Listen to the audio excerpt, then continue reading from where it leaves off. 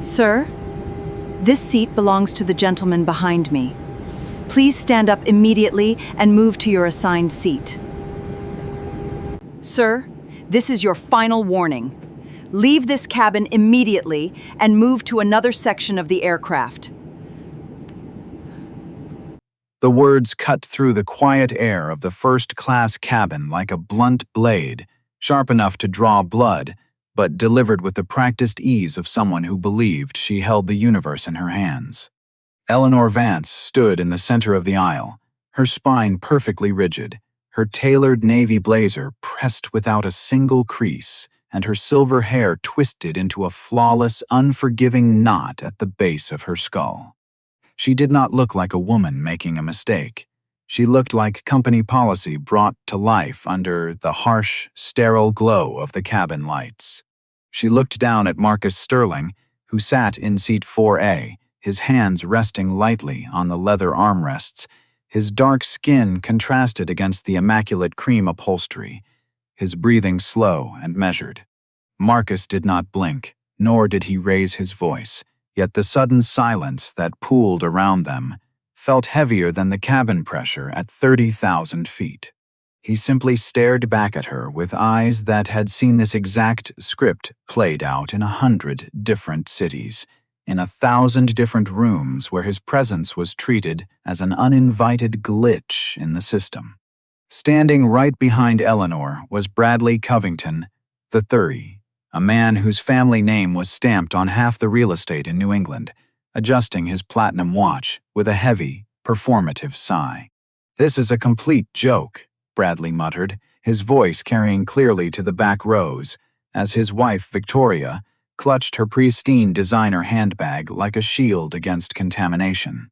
"We have booked this specific window row for the last 7 years, and I am not about to spend a 4-hour flight to Denver staring at the back of someone else's head."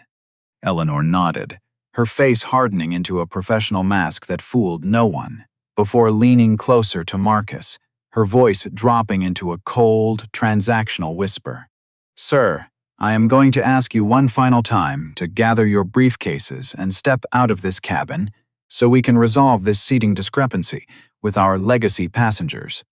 Marcus did not reach for his bag, nor did he display the anger they were so desperately waiting to weaponize against him.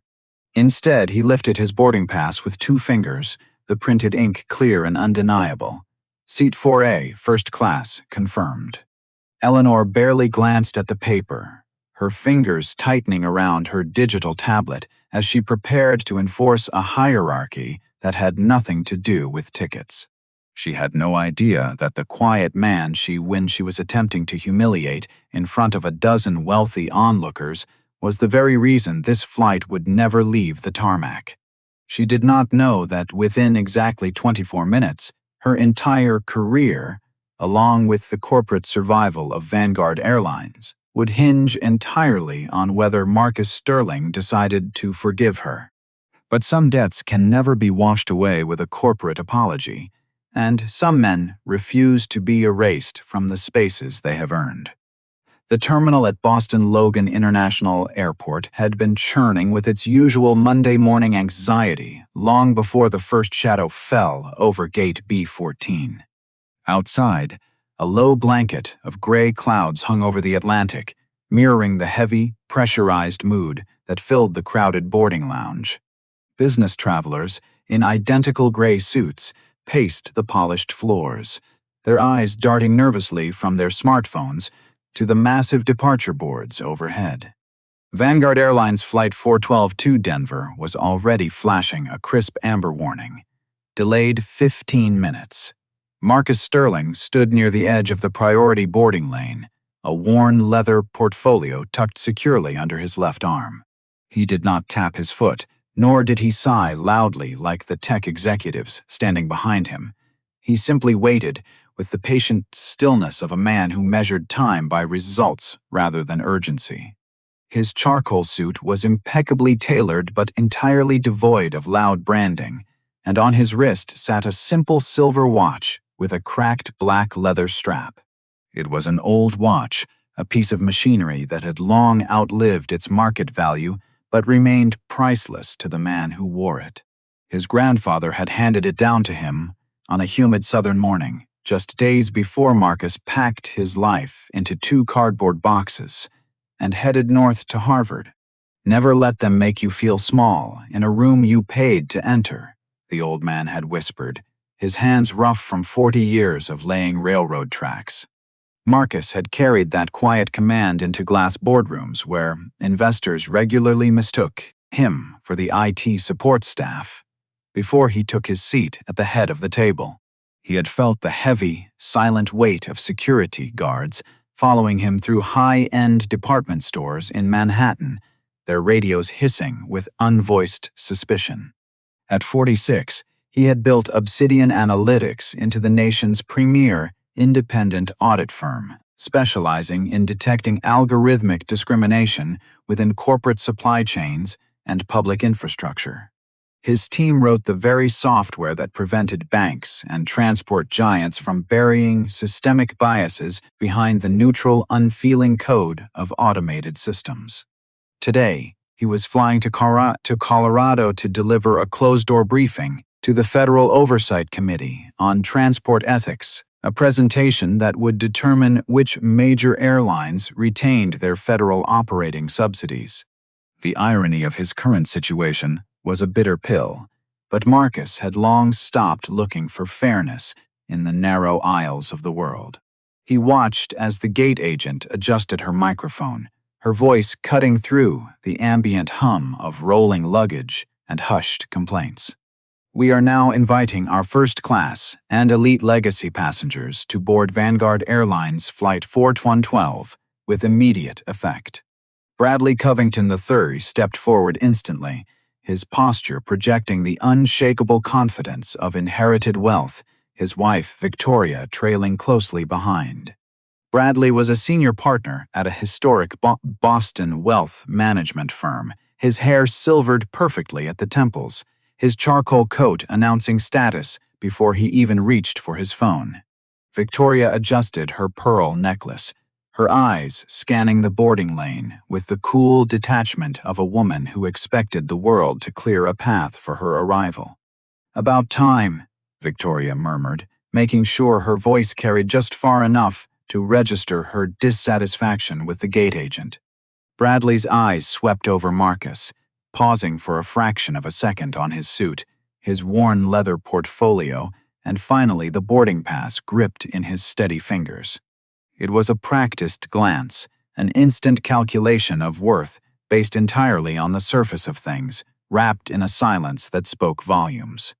Marcus felt the gaze, recognized the math happening behind Bradley's eyes, and chose to say absolutely nothing.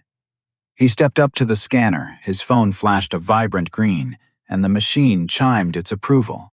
"Thank you, Mr. Sterling. Seat 4A, enjoy your flight," the agent said, her voice robotic, entirely unaware of the storm brewing in her queue.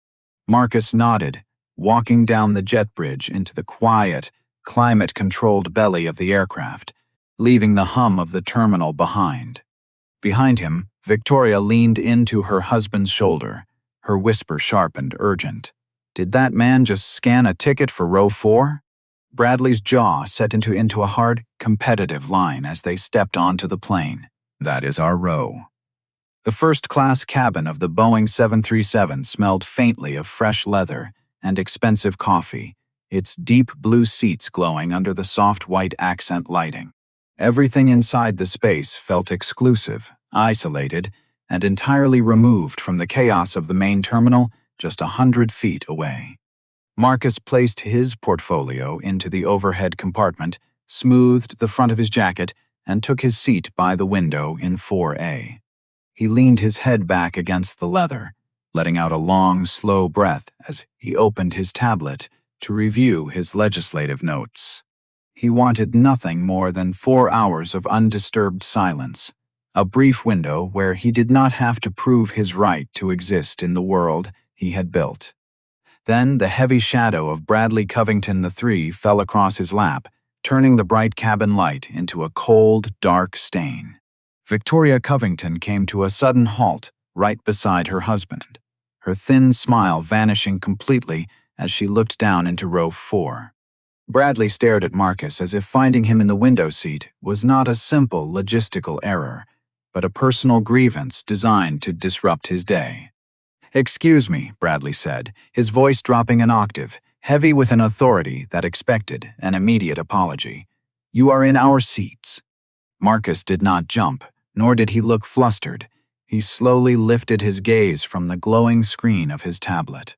The ambient chatter of the first-class cabin seemed to fade into a dull hum, replaced by an ancient familiar tension that Marcus knew all too well. "Our seats," Marcus repeated, his voice completely level, showing neither anger nor submission. He spoke like a man placing a small, heavy object onto a glass table, waiting to see if anyone would dare to pretend it was not there. Bradley's jaw tightened, his eyes flicking toward the forward galley where the flight attendants were prepping the service carts. Men of Bradley's social standing were entirely unaccustomed to rooms that did not instantly bend to their presence. Doors were held for him, names were remembered by Mathra D, and bad news was always softened by assistance before it reached his ears.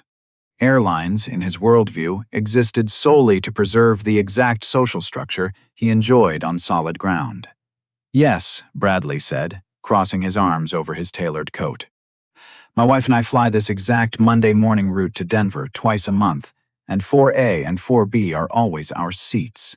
Marcus looked at the empty aisle seat next to him, then shifted his gaze to the boarding pass. Bradley was gripping tightly in his right hand. "Your ticket says 4C." Marcus noted calmly, pointing toward the aisle seat across from him. Victoria's face shifted, a sharp, hard line appearing between her perfectly shaped eyebrows as her fingers tightened on her cream leather bag. "That has to be a system error," she said, her voice rising just enough to capture the attention of the surrounding passengers. "Bradley always prefers the window, and we requested it at check-in." "I understand your preference," Marcus replied, his expression remaining entirely neutral. "But my boarding pass clearly states 4A. He held the paper out between his fingers, offering them the undeniable proof of his purchase. Bradley did not reach for it, his refusal to look at the document telling Marcus everything he needed to know about the conflict. The actual truth of the seating chart was completely irrelevant to Bradley. The real issue was that he was being forced to accept the word no from someone he deemed beneath him. An older executive in row 5 shifted impatiently, his heavy leather rolling bag bumping against Bradley's leg as the boarding line stalled completely. A businesswoman in row 3 lowered her tablet, pretending to adjust her glasses, while watching the exchange out of the corner of her eye. A low, toxic murmur began to ripple backward through the first-class cabin, fueled by the minor inconvenience of a delayed departure. "Get someone to fix this right now," Victoria whispered to her husband, her face flushing with a mix of anger and public embarrassment. Bradley lifted a single finger, and Eleanor Vance appeared almost instantly from the forward galley, moving with a swift efficiency that suggested she was responding to rank rather than sound. Her professional smile was perfectly intact when she looked at Bradley, her tone shifting to a warm, welcoming register. "Mr. Covington, is everything all right with your boarding today?"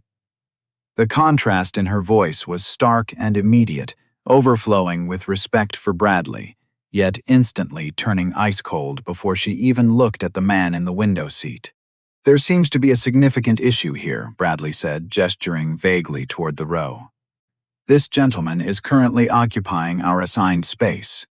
Eleanor looked down at Marcus, her sharp blue eyes taking him in with a single sweeping calculation that lasted less than a second. Suit, shoes, watch, briefcase, skin. Her expression did not offer an open accusation, but it did something far more insidious.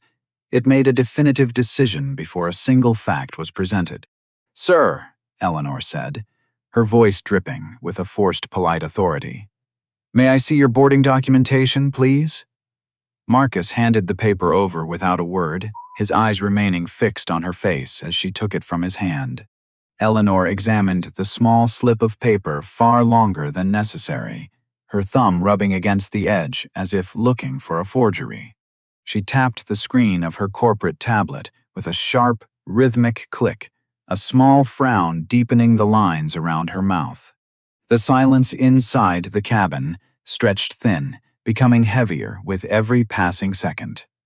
Victoria watched Eleanor with a visible surge of confidence, leaning slightly against the seatback, as if the uniform itself had already settled the dispute in her favor. Eleanor's thumb finally paused over the digital screen, her expression hardening as she looked back up at Marcus.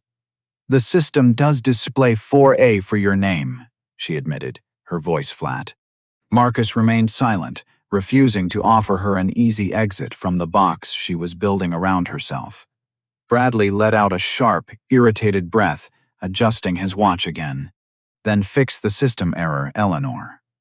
Eleanor's cheeks flushed slightly under her powder, but she nodded quickly, her professional mask slipping into place. "Let me see what accommodations we can make to resolve this for everyone." She leaned down slightly toward Marcus, lowering her voice just enough to maintain a professional veneer, yet keeping it loud enough for the entire cabin to hear her words. "Sir, Mr. and Mrs. Covington are elite legacy members who have maintained long-standing seating arrangements with Vanguard Airlines for nearly a decade. I am completely certain you can understand the absolute importance of accommodating our most loyal executive customers today." Marcus felt a familiar, cold weight settle deep behind his ribs, not the sting of surprise, but the heavy ache of recognition. He looked directly at her silver name tag, reading the letters clearly. "Eleanor Vance, lead cabin purser. I am also a paying customer who completed a valid transaction for this specific seat," Marcus said, his voice a low baritone that cut through her professional drone. "Of course you are," Eleanor replied, though the words came out entirely empty, stripped of any genuine acknowledgement. "We are certainly not questioning your right to fly with us today, sir." But she was questioning it, and every single passenger sitting within 4 rows could feel the heavy, unvoiced implication hanging in the air. Victoria crossed her arms over her chest, her pearl necklace catching the sharp white cabin light. "There are dozens of empty seats in the back of the aircraft," she said, her voice dripping with condescension. "Surely this does not need to become a difficult situation for everyone involved."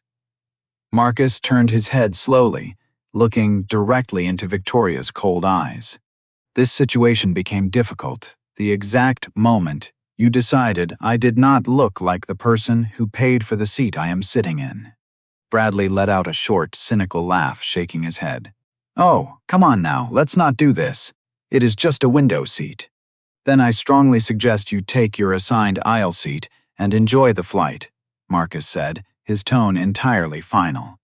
The air inside the first-class cabin tightened instantly, the collective breath of the passengers catching in their throats. The young tech executive in row 5 stopped scrolling through his phone, his eyes widening as he watched the standoff unfold.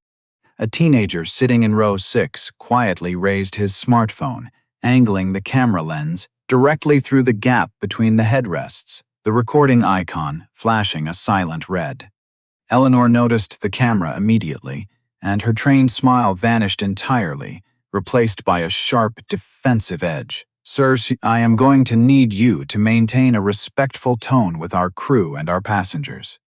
Marcus looked back up at her, his hands still resting flat on the leather armrests. "My tone has not changed since I boarded this aircraft, Eleanor." That was the absolute truth, and its undeniable accuracy made her accusation feel even cruder, even more desperate. Eleanor knew it too, her fingers tightening around the edge of her tablet until her knuckles turned a stark, bloodless white. She was rapidly losing control of a situation she had entered with the absolute certainty that her uniform guaranteed complete compliance. Bradley stepped closer into the narrow row, his large frame crowding the space, trying to use his physical mass to intimidate the seated man. "Listen to me, buddy," Bradley said, his voice dropping into a rough, low growl. "I do not care what kind of game you think you are playing here, but we have been flying with Vanguard for over 20 years. Marcus met his aggressive gaze with eyes that were entirely unmoved, his voice steady as granite. "And I have been living in the United States of America for 46. The words struck the cabin with a force that far exceeded a raised voice, landing like a physical blow against the polished veneer of the aisle. Victoria inhaled sharply, her hand flying to her throat as if the air itself had turned toxic. Eleanor froze, her face hardening into a rigid mask, while Bradley blinked, momentarily paralyzed by the sudden undeniable weight of what had just been named. This was no longer a petty dispute about leather cushions and window views. It was about the invisible architecture of who gets protected, who gets believed, and who is forced to prove they belong. Eleanor straightened her posture, drawing her shoulders back to summon the full weight of her corporate authority. "Sir, I am going to ask you one final time to cooperate with crew instructions so we can prepare this aircraft for departure." Marcus placed his palms flat against the armrests, his body completely still, a mountain of quiet defiance under the sterile cabin lights. "I am cooperating fully with the explicit terms of my contract, Eleanor," he said, his voice dropping into a deep resonance that vibrated through the floorboards. "I am seated in 4A, the exact space I legally purchased." Eleanor's eyes narrowed into sharp slits as she tapped her tablet with aggressive precision. "If the cabin crew determines that a seating adjustment is necessary for the order and safety of this flight, you are required to comply." "Then I will require that instruction in writing," Marcus countered, his tone smooth as polished glass. "I will need your full name, your employee identification number, the specific corporate policy under which you are reassignment me, and a signed statement confirming that this adjustment is being made solely to accommodate the personal preference of another passenger." Eleanor's hand stopped mid-air over the screen, her fingers hovering as she looked past his face and saw something that should have made her blood run cold. She did not see anger, nor did she see the explosive reaction she had prepared to report to airport security. She saw documentation. She did not answer immediately, and for one long, suffocating second, the first-class cabin held its collective breath around her. The bright overhead lights caught the subtle shift in her expression, revealing the first fractures in her absolute certainty as her lips pressed into a thin, bloodless line. Her eyes flicked nervously to the teenager in row 6 whose phone was still raised, then to Bradley, and finally back to the man in seat 4A. She had fully expected embarrassment to do the heavy lifting for her, because most passengers folded the moment a uniform stood over them in a crowded space. Most people preferred surrender over a public scene, willing to trade their dignity in the aisle just to avoid the burning stares of a dozen strangers before takeoff. But Marcus Sterling had spent his entire life studying the vast difference between keeping the peace and surrendering his humanity to a system that wanted him invisible. Eleanor shifted the heavy digital tablet against her hip, her voice dropping into a tight, strained pitch. "Sir, there is absolutely no need to escalate this minor issue into something larger." Marcus did not alter his expression by a fraction of a millimeter. "I am simply asking you to document your official corporate request, Eleanor," he said. "That is not escalation. That is accountability." The word seemed to cut through the cabin like a spotlight, pinning Eleanor to the carpet as Bradley let out a loud, defensive scoff. "This is utterly absurd," Bradley muttered, his face turning an angry shade of crimson. "Nobody here is discriminating against you or making this a racial issue. We just want our usual seats for a standard flight." Marcus turned his head slowly, his dark eyes locking onto Bradley with the weight of an anchor. "Then why did your usual seating preference become my institutional problem, Mr. Covington?" Bradley opened his mouth to bark a retort, But no sound came out, his jaw hanging slightly open as the simple question stripped away his standard vocabulary. Simple questions are always the most dangerous when the honest answer is ugly, and everyone in the row knew it. Victoria stepped closer to her husband's side, her voice sharp and trembling with irritation. "You are making every single person in this cabin incredibly uncomfortable right now." An older man in row 3 suddenly looked down at his lap, while a tech executive near the aisle cleared his throat nervously, staring out the window. Nobody wanted to admit that Victoria was wrong, because in the most twisted way possible, she was entirely right. Everyone was uncomfortable. Not because Marcus was loud, for he had not raised his voice once, and not because he was threatening, for he remained perfectly still. They were uncomfortable because his quiet refusal to disappear forced them to look directly at the ugly machinery of their own silence. Eleanor drew herself up to her full height, her professional smile completely dead. "I am going to fetch the lead cabin supervisor immediately." "Please do," Marcus said, his voice a calm closing door. She turned on her heel, her sharp shoes pressing into the dark blue carpet with tight, furious steps that echoed down the forward galley. Bradley remained standing in the center of the aisle, his large frame blocking the path like a guard, while Victoria placed her designer handbag firmly on seat 4B. It was a theatrical gesture, a literal planting of a flag over territory she believed she owned by right of inheritance. Marcus noticed the movement, and so did the teenager filming from row 6, the lens capturing every minute detail of the corporate theater. "Ma'am," Marcus said, his eyes shifting to the expensive leather bag sitting next to him, "that seat does not belong to you either." Victoria's cheeks flushed a violent pink as she snapped her head toward him. "It is just a temporary bag." "Then remove it from the space," Marcus said, the words clean, precise, and entirely final. Victoria stared at him, stunned to the core that a man in a plain charcoal suit had spoken to her without a single word of apology or deference. Bradley reached down, snatched the bag away with a sharp, violent jerk that nearly ripped the strap, and muttered something under his breath. "Are you happy now?" Bradley growled. "No," Marcus replied, his voice flat, "just accurate." A few passengers in the rows behind them quickly averted their eyes to hide their reactions, a young woman burying her face in her hands to suppress a sudden smile. At the front of the cabin, Eleanor was whispering urgently to a tall man dressed in a dark Vanguard Airlines vest.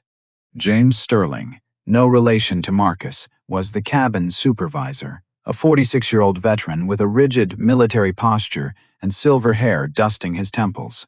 He was the kind of man who believed that operational order and on-time departures mattered infinitely more than abstract truth when the clock was ticking down. He listened to Eleanor with his arms crossed over for his chest, his eyes narrowing as he glared down the aisle toward row 4 before he had even heard Marcus speak. Eleanor gave him the exact version of the story she needed him to believe to protect her own authority. A passenger in row 4 was refusing to cooperate with crew instructions, premium legacy members were being actively displaced, and a massive operational disruption was imminent. James's jaw set into a hard line with every phrase she uttered, his mind racing to find the fastest path to compliance. He did not ask why Marcus's boarding pass displayed seat 4A, nor did he inquire whether Bradley and Victoria possessed valid tickets for that specific row. He only heard the corporate keywords that made his job easier: refusing, disruption, legacy.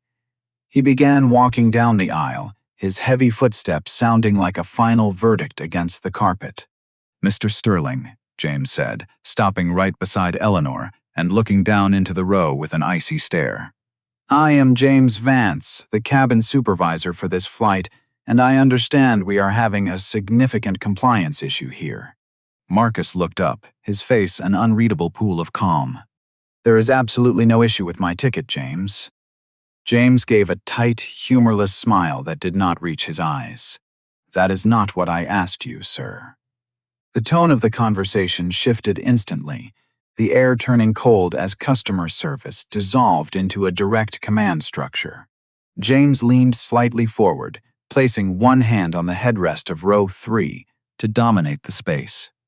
My crew has asked you to assist us in resolving a seating concern for our legacy flyers, and we need your immediate cooperation so this flight can depart on time.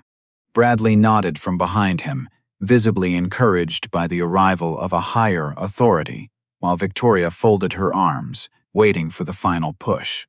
Marcus felt every single eye in the cabin locking onto his skin, felt the weight of the phones pointed at his chest, and recognized the familiar trap closing around him. If he raised his voice, they would instantly write him down as aggressive. If he stayed silent, they would interpret his silence as a confession of guilt. If he stood up, they would claim he was physically threatening the crew. If he remained seated, they would charge him with non-compliance. So, he chose the one weapon they were entirely unprepared to face: absolute precision. Your crew is asking me to surrender a confirmed first-class seat, James, Marcus said, his voice carrying an unshakable weight. Not for an operational safety concern, not for mechanical maintenance, and not for a medical emergency, but solely for another passenger's personal seating preference.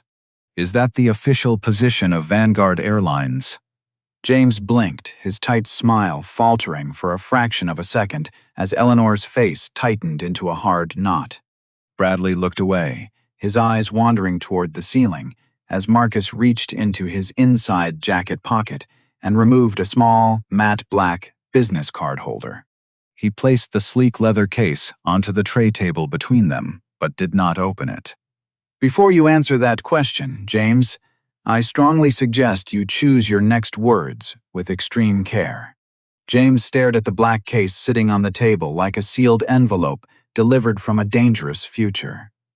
For the very first time since he had walked down the aisle, the cabin supervisor began to wonder if the man in seat 4A was not the problem at all. He began to fear that Marcus Sterling was the consequence. James Vance did not like that cold feeling creeping up his spine. He had spent over 22 years in the aviation industry, learning how to read passengers before their minor complaints turned into major operational disasters. He knew how to handle the nervous flyers, the aggressively angry ones, the intoxicated ones, and the corporate executives who used their frequent flyer status like a weapon to bend the rules. He believed with absolute certainty that he could spot a troublemaker before the person even opened their mouth to speak. But Marcus Sterling was not a troublemaker in any shape or form that James had ever encountered in his 2 decades of service. That fundamental miscalculation made Marcus incredibly dangerous to James's professional pride and his unyielding demand for absolute order. The matte black card holder sat on the cream leather armrest, like a silent piece of evidence waiting to be entered into a permanent record. Eleanor kept her eyes glued to it, her breathing shallow, while Bradley deliberately looked out the window, pretending the object did not exist.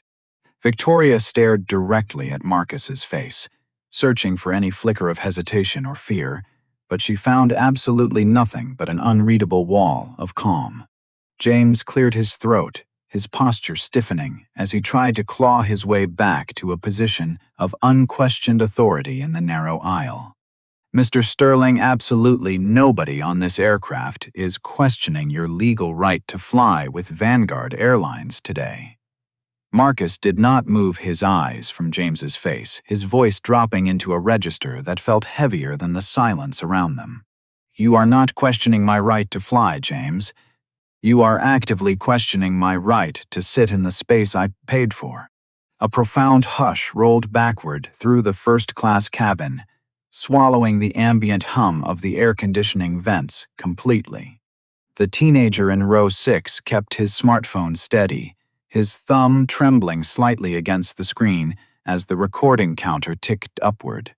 He knew with absolute certainty that he was capturing something far larger than a standard seating disagreement between an airline and a passenger.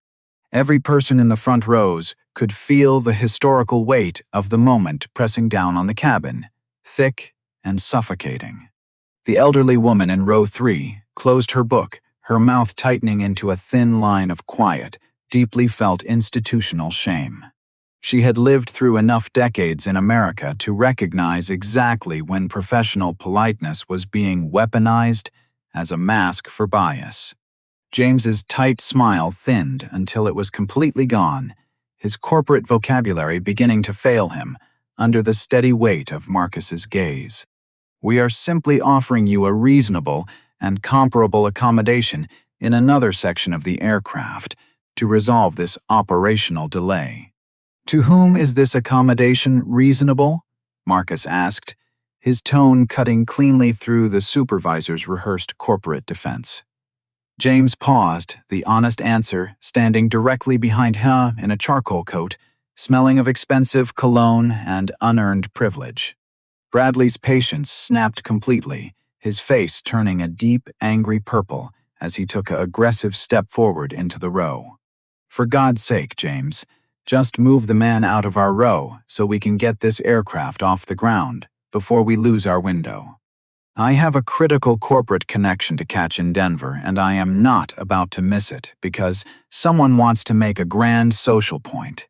Marcus turned his head slowly, looking directly at the real estate mogul with eyes that had stared down hostile boards for 20 years. I am not attempting to make a point, Mr. Covington, Marcus said, his voice dropping into a deep, resonant rumble. I am refusing to be systematically erased from a space I have earned because my presence makes your routine uncomfortable. The words did not explode into the cabin. They deepened, anchoring themselves into the floorboards like an undeniable truth.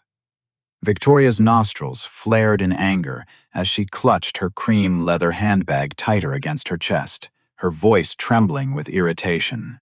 This is exactly the kind of modern nonsense I mean, Bradley. Everything has to become some grand, exhausting social issue now. It is just a standard leather seat on a standard Monday morning flight, and he is ruining the entire experience for everyone around him. Marcus looked at her, and for the very first time since the confrontation began, a shadow of profound sadness passed over his features. To you, it is just a seat, Mrs. Covington, Marcus said, his quiet answer stripping away the last layer of her professional anger. That quiet, unhurried response was infinitely worse than an explosive outburst would have been, because it exposed the massive chasm between them. For Victoria, the seat was a matter of basic physical comfort. For Bradley, it was a routine validation of his generational status. For Eleanor, it was a minor service problem to be swept under the rug. For James, it was an annoying operational delay to be cleared. But for Marcus Sterling, that specific leather seat was a heavy repository of memory, a symbol of a promise made decades ago. A younger, vulnerable version of himself suddenly flashed across his mind, a memory buried under 24 years of corporate success. He remembered being 22 years old, wearing his only cheap business suit, holding a ticket he had saved 3 weeks of wages to buy. It had been a flight to New York for an interview that possessed the power to entirely alter the trajectory of his family's life.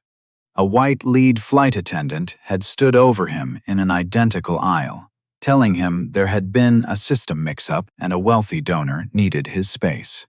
Marcus had moved back then, his heart pounding with terror, because he was young, scared, and valued the interview far more than his fragile pride.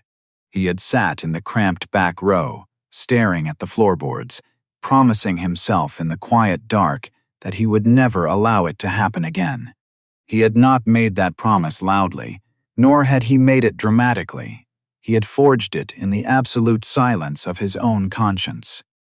The strongest, most unbreakable promises are always the ones a man makes to himself when there is absolutely nobody else watching him bleed. James leaned in another inch, his voice dropping into a low, threatening pitch that signaled the end of his corporate patience. "Sir, I am going to be exceptionally clear with you right now. If you continue to refuse a direct crew instruction, this becomes a matter of federal security." Eleanor's shoulders visibly relaxed at the utterance of that specific keyword. Security, the oldest and fastest shortcut in the aviation industry. It was the ultimate tool to instantly transform personal discomfort and unchecked bias into absolute, legally binding federal authority over a passenger. Marcus noticed the subtle shift in her posture and smiled, a cold, humorless expression that made James's hand twitch against the headrest. "So, within the span of 10 minutes, a confirmed first-class ticket is transformed into a matter of federal security because I asked for documentation. Your cooperative behavior on this aircraft determines the nature of this matter, Mr. Sterling," James countered, his eyes hardening into flint. "My behavior," Marcus repeated, his hands remaining perfectly flat on the leather armrests, his voice measured, his body contained. He sat there, painfully controlled, a masterclass in restraint, while the system around him actively searched for a reason to destroy him. The older woman in row 3 suddenly leaned forward, her voice trembling but clear as it cut through the heavy air. "This man has not done a single disruptive thing since he sat down, and I am utterly appalled by what I am witnessing right now." The short sentence came out soft, but it broke something fundamental within the collective silence of the first-class cabin. Eleanor snapped her head around toward row 3, her face flushing with anger as she tried to reassert her grip on the room. "Ma'am, I am going to ask you to please remain completely silent and let the trained cabin crew handle this internal operational matter." The older woman swallowed hard, her knuckles whitening as she gripped the edge of her armrest, but she refused to break her gaze. "I am sitting right here, Eleanor, and I am watching exactly how you are handling it, and it is shameful." James's face tightened as a bead of sweat formed near his temple. Independent witnesses always complicated a corporate eviction. From the front galley, the gate agent suddenly appeared at the open aircraft door, her wireless headset crooked, her expression completely frantic. "James, we are less than 2 minutes away from losing our official departure window, and air traffic control is demanding an immediate update." Bradley threw his hands up in the air, spinning around in the aisle, to face the back of the cabin with a theatrical groan. "Perfect. Absolutely wonderful. This is the exact nightmare I was trying to avoid by booking our usual seats weeks in advance." Marcus looked past James's rigid shoulder, his eyes locking onto the frantic gate agent standing by the open entry door. Please ensure your operational log notes that this departure delay began when crew members attempted to remove a paid passenger from his assigned seat. Note that this action was taken without operational cause, solely to satisfy the personal seating preference of another executive flyer. The gate agent's eyes flicked instantly from Marcus's face to the teenager's phone in row 6, and the color drained from her skin. She recognized the exact digital shape of a corporate public relations catastrophe unfolding in real time, and her posture went completely rigid. Eleanor saw the gate agent's hesitation and panicked, her voice rising in a sharp, defensive pitch to shield her record. "Mr. Sterling has been entirely uncooperative with standard seating adjustments and is actively delaying the safety checks for this flight." Marcus reached down and opened the matte black business card holder with a slow, deliberate motion that drew every eye in the cabin to his hand. The premium leather unfolded with a quiet creak, and a single matte black card caught the harsh white glare of the overhead lighting. It was not a plastic credit card. It was an engraved executive business card made of heavy, weighted carbon fiber. Marcus Sterling, founder and chief executive officer, Obsidian Analytics. Beneath his name sat a private direct telephone number and the embossed silver-plated seal of the national auditing firm. Marcus placed the heavy card onto the tray table, sliding it forward until it rested right against James's manicured fingers. "Now, James," Marcus said, his voice as calm and unyielding as a closing vault door. "Would you still like to officially escalate this transaction into a matter of federal security?" James Vance stared at the heavy black card, his breath hitching as the embossed silver seal of Obsidian Analytics caught the light. The silence inside the first-class cabin turned from a tense standoff into a suffocating vacuum as the supervisor's mind raced through internal corporate memos. Every employee at Vanguard Airlines had received a high-priority directive from the chief operating officer just 3 weeks prior regarding the federal transport ethics audit. Obsidian Analytics was the firm hired by the government to review the airline's operational licenses, and the name Marcus Stursling was at the absolute top of the briefing decks. James's throat worked visibly before any words would form, his military posture crumbling as he realized he had just threatened the one man who held the airline's future in his hands. Eleanor Vance stood completely frozen, her fingers trembling against her tablet as she watched the sudden, terrifying shift in her supervisor's face. Bradley Covington, the three frowned, leaning forward to peer at the tray table, entirely unaccustomed to seeing an airline official lose their words so completely. "What on earth is that piece of paper supposed to prove to us, James?" Bradley demanded, his voice laced with growing irritation. Marcus did not lift his gaze to meet Bradley's eyes, his hands remaining perfectly relaxed on the leather armrests. "It proves absolutely nothing about my right to remain in this seat, Mr. Covington," Marcus said, his voice smooth and devastating. "My valid boarding pass already established that right. This card merely reveals how deeply you misjudged the man holding it." The words hit Eleanor like a physical blow, stripping away the last remnants of her professional composure as she realized the depth of her mistake. James quickly took a step back, his demeanor instantly transforming from a commanding officer into a panicked corporate subordinate. "Mr. Sterling, please accept my humblest apologies, as I believe there has been a massive operational misunderstanding on our part today." Marcus looked up at him, his dark eyes colder than the gray clouds lingering outside the cabin window. "No, James. A misunderstanding is a temporary confusion over numbers or schedules. What happened here was a conscious human decision. A misunderstanding leaves no traces, but a decision always leaves distinct fingerprints, and yours are all over this row." Eleanor swallowed hard, stepping forward in a desperate attempt to salvage her position before the situation left the aircraft. "Sir, if my language or actions made you feel uncomfortable in any way during boarding, I assure you it was never my professional intention." Marcus turned his head slowly, looking directly into her frantic eyes. "You did not make me feel uncomfortable, Eleanor. You deliberately tried to make me feel entirely removable." The teenager in row 6 let out a low whistle under his breath, his phone camera catching every nuance of the crew's sudden humiliation. Victoria Covington felt the sudden shift in the cabin's gravity, her rigid posture beginning to sag as she noticed the burning glares of the surrounding passengers. The wealthy executive in row 5 was now glaring directly at Bradley, while the older woman in row 3 shook her head in disgust. The little machinery of social privilege that the Cringtons had relied on for decades was sparking and melting down in real time before their eyes.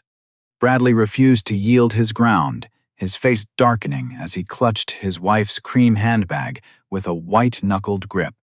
"I do not care what corporate title this man holds. This airline has consistently prioritized our legacy comfort for 20 years. Marcus turned his gaze back to the real estate mogul, his voice dropping into a dangerous whisper. "And that unearned certainty, Mr.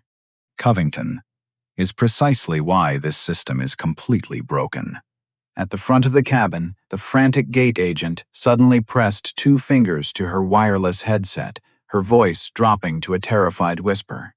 Yes, the passenger in 4A is Marcus Sterling, CEO of Obsidian Analytics. I am confirming right now that the lead purser attempted to evict him from first class for a legacy preference. The words cut through the forward galley like a current of electricity, and James felt his knees go weak as he realized the story had left the plane. It was already moving across airline networks, flashing onto the screens of executives in corporate offices who would soon be asking who ruined the federal audit. Marcus reached down, picked up his smartphone from the armrest, and tapped a single name on his contact list. His director of legal affairs answered on the very first ring, her voice sharp and alert. "Marcus, what is the status of your arrival in Denver? I need you to immediately notify the Federal Transport Oversight Committee," Marcus said, his voice echoing clearly through the silent cabin. "Vanguard Airlines Flight 412 has created an active discriminatory service escalation at Gate B14. I have multiple passenger witnesses currently documenting the crew's attempt to use federal security threats to enforce a legacy seating preference. Initiate an immediate, comprehensive review of their operating contract, and suspend our final compliance report until further notice." James Vance closed his eyes as those four precise corporate words landed like a death sentence: potential contract review. Eleanor's breath caught in her throat as she realized a failed federal audit would cost the airline millions in subsidies and destroy hundreds of careers. She had entered row 4 believing she was protecting a valuable asset for Vanguard Airlines.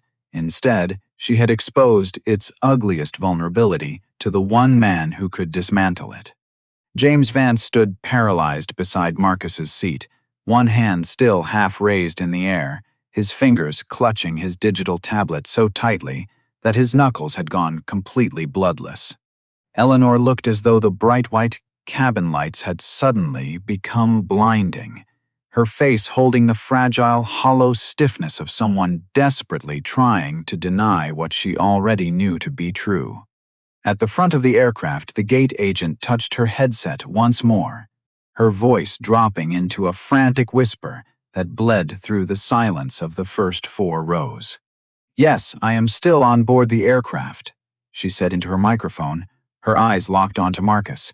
"No, he has not been removed from the cabin, and no, airport security has not been called to row 4.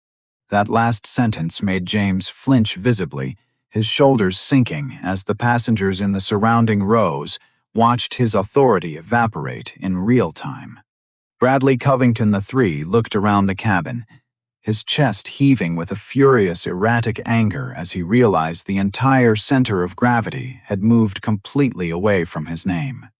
"This is absolute madness," Bradley snapped, glaring at the cabin supervisor while waving his hand aggressively. "You people are standing around, acting as if this man owns the entire airline." Marcus turned his head slowly, his dark eyes locking onto the real estate mogul with the chilling precision of an apex predator. "I do not own Vanguard Airlines, Mr. Covington," Marcus said, his voice dropping into a low, resonant rumble. "But my firm does own the data compliance auditing system that your precious airline needs to legally operate next month." The first-class cabin went entirely dead quiet, a heavy, suffocating silence that felt less like rest and more like the immediate aftermath of a high-speed impact. Victoria's mouth parted in sheer disbelief, her fingers losing their grip on her cream leather handbag as it slid slightly down her lap.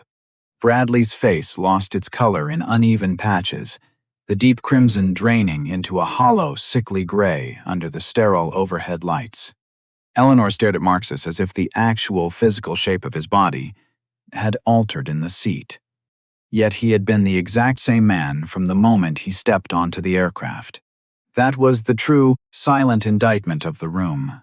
Not that he possessed massive corporate power, but that they required power to be explicitly revealed before they could recognize his basic humanity. At the front of the plane, the heavy cockpit door clicked open, and Captain Elaine Porter stepped into the bright light of the first-class cabin.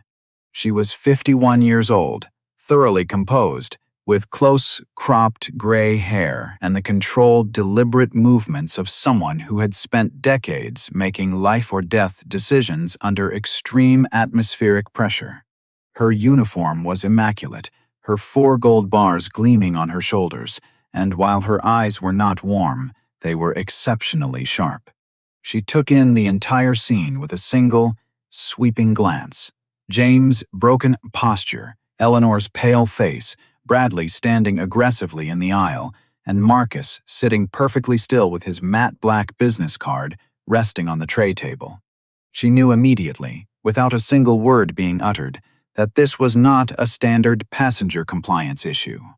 "Mr. Vance," Captain Porter said, her voice low, steady, and carrying the absolute weight of command.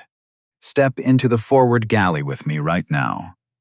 James stepped toward her instantly, looking less like a veteran cabin supervisor and more like a schoolboy called into the principal's office after a disaster. Eleanor attempted to follow closely behind him, her hands trembling, but Captain Porter lifted a single, authoritative hand. "Not yet, Eleanor," the captain commanded, her voice cutting deeper than a formal reprimand. The passengers watched in absolute silence as James leaned close to the captain in the narrow galley, his voice dropping into an urgent, frantic whisper. He gestured once toward Marcus, once toward Bradley, and finally toward the leather window cushion of seat 4A. Captain Porter listened without blinking, her face turning into stone as the gate agent stepped up to add the final devastating confirmation from her wireless headset. "Corporate operations has verified the corporate data, Captain," the agent whispered. "He is Marcus Sterling, the Chief Executive Officer of Obsidian Analytics." Captain Porter's jaw tightened until a muscle jumped in her cheek, her sharp eyes flicking over to row 4 with a profound wave of regret crossing her features.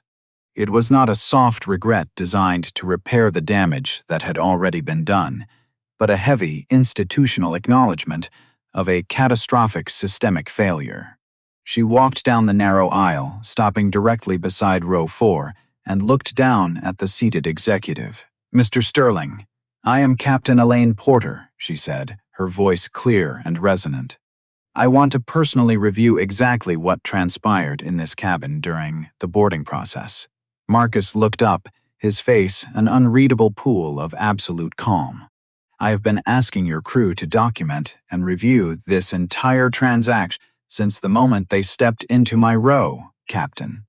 The captain absorbed the weight of the sentence, letting it land exactly where it belonged, on the record of her airline. "Yes, sir, I understand completely," she said. Eleanor's face flickered with a sudden, desperate panic. She wanted to speak. She wanted to explain. She wanted to make herself small inside the narrative she had constructed. But the teenager's camera in row 6 was still up, the white cabin lights were still bright, and the cold facts of the encounter had already begun to harden into stone. Captain Porter turned her head slowly, her gaze locking onto the wealthy couple, standing rigidly in the aisle. "Mr. and Mrs. Covington, you will take your legally assigned seats immediately." Bradley stiffened, his chest puffing out as he tried to summon his vanishing status. "Captain, with all due respect, my family has been loyal legacy flyers with this airline for over 20 years. And today, Mr. Covington," Captain Porter said, her voice turning cold enough to frost the window pane next to them, "your legally assigned corporate seats for Flight 412 are 4C and 4D.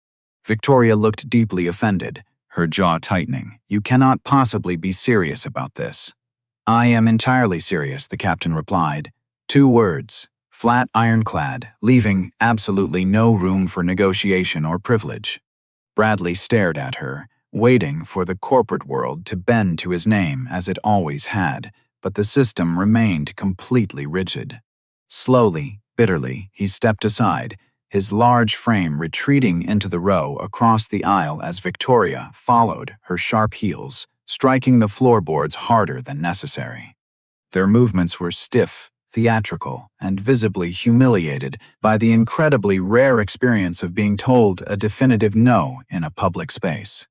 The narrow aisle finally opened up, providing a pocket of clear air around seat 4A, but the invisible damage inside the cabin remained heavy and unresolved. Captain Porter turned her sharp gaze back to the lead purser. "Miss Vance, step away from this row and remain in the forward galley." Eleanor swallowed hard, her voice cracking as she made a final, desperate plea. "Captain, I was honestly only trying to accommodate our elite legacy flyers under standard corporate hospitality procedures." Captain Porter's eyes narrowed into flint. "No, Eleanor, you deliberately attempted to displace a confirmed passenger from his purchased seat without an operational or safety cause." Eleanor's lips began to tremble under her makeup. "Respectfully, Captain, the passenger was actively refusing to cooperate with my direct crew instructions." Marcus spoke before the captain could formulate her response, his deep voice striking the cabin like a final, closing argument in a courtroom. "I did not refuse to cooperate with an airline safety instruction, Eleanor," Marcus said, his hands still resting calmly on the leather armrests. "I refused to be forcefully moved to accommodate a corporate prejudice wrapped in a standard operating procedure." The powerful sentence hung in the air, striking the first-class cabin into absolute silence. Not Bradley, not Victoria, not Eleanor, and not James spoke a single word to counter it. Captain Porter looked down at Marcus for a long, heavy moment, and beneath her rigid professional control, a deep flush of shame rose along her neck.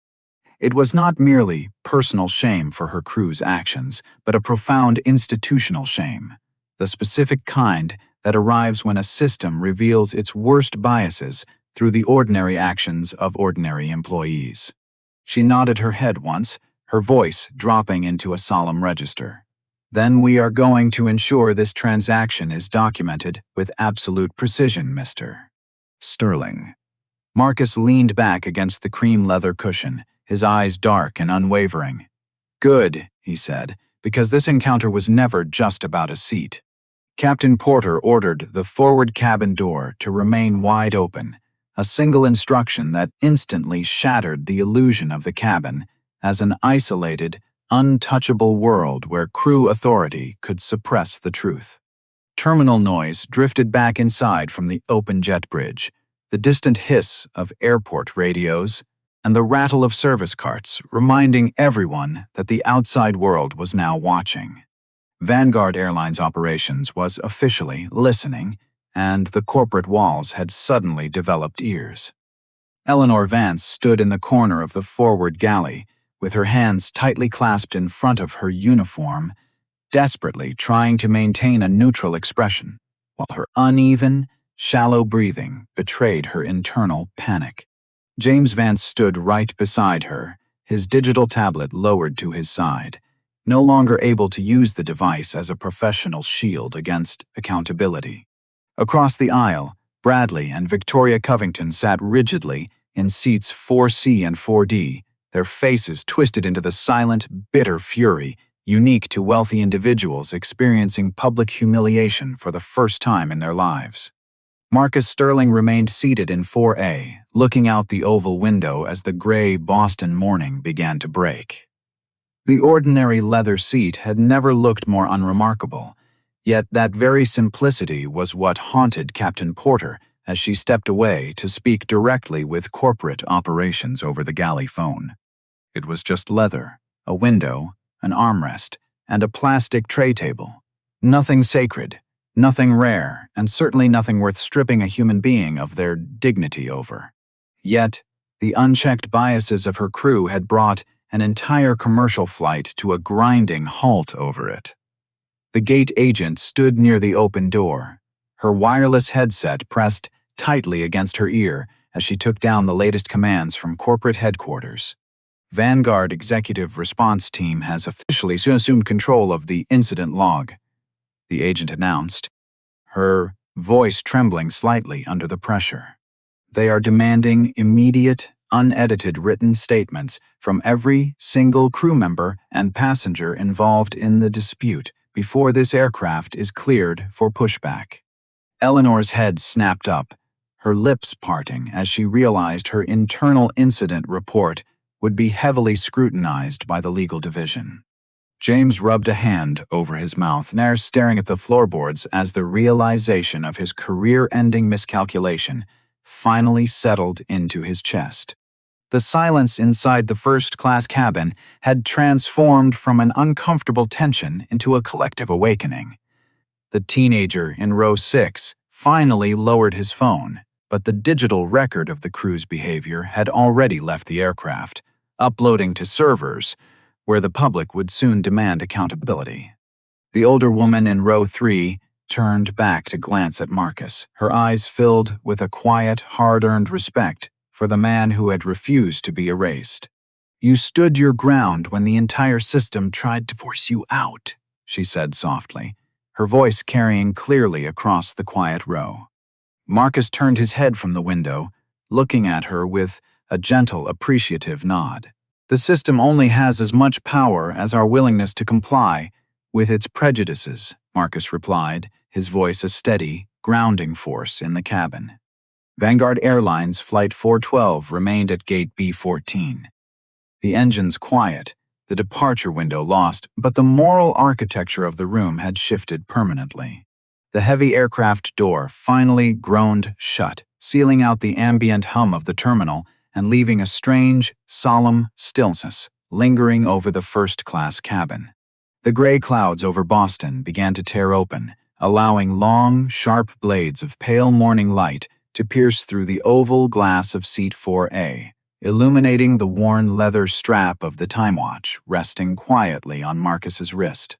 He did not look like a man celebrating a corporate victory, nor did he display the superficial satisfaction of someone who had successfully defended his ground. He simply sat in the quiet space, his breathing slow, listening to the muffled whine of the engines finally turning over. The replacement crew moved through the aisle with an unhurried, natural professionalism, checking seat belts and closing overhead bins without a single performative gesture of doubt or unearned authority. Marcus Wass ran his fingers lightly over the smooth leather of his portfolio, his thoughts drifting away from the legal briefs and federal audit documents toward a younger version of himself that had spent decades hiding in the shadows of his own memory. He remembered the bitter sting of the cold air in that Boston terminal 24 years ago, the terrifying weight of a uniform standing over his chair, and the quiet, crushing shame of gathering his bags to disappear into the back of a room he had paid to enter. He had carried that invisible scar through every glass boardroom, every luxury hotel lobby, and every sterile security checkpoint in America, waiting for the moment when the system would try to rewrite his presence as a mistake once again. But this morning, the old script had cracked under the steady weight of an unyielding truth, and because one man had refused to shrink, the entire mechanism of institutional privilege had been forced to grind to a permanent halt. The plane began its slow, heavy taxi toward the runway, moving past the massive glass windows of the terminal where hundreds of ordinary travelers stood watching the silver aircraft glide into the morning light. The silence of the cabin was no longer a weapon used to enforce a hierarchy.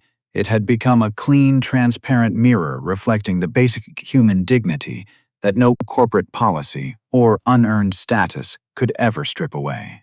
Marcus closed his eyes as the wheels left the concrete, letting the steady pressure of the ascent press him deep into the leather seat, completely contained, completely unbroken, and finally at peace.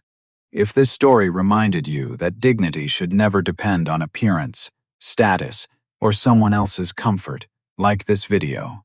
Subscribe for more powerful stories of justice and accountability, and comment stand for justice.